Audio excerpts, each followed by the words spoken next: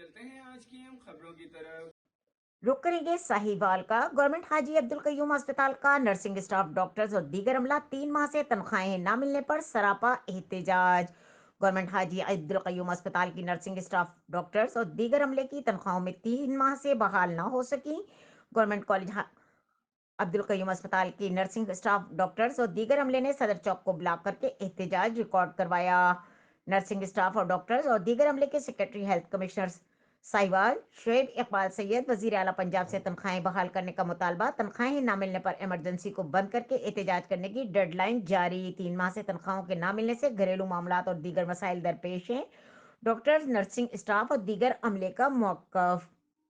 مزید خبروں اور اپڈیٹس کے لیے ہمارے ساتھ رہیے گا، تب تک کے لیے اپنا خیال رکھیے گا۔ اللہ حافظ۔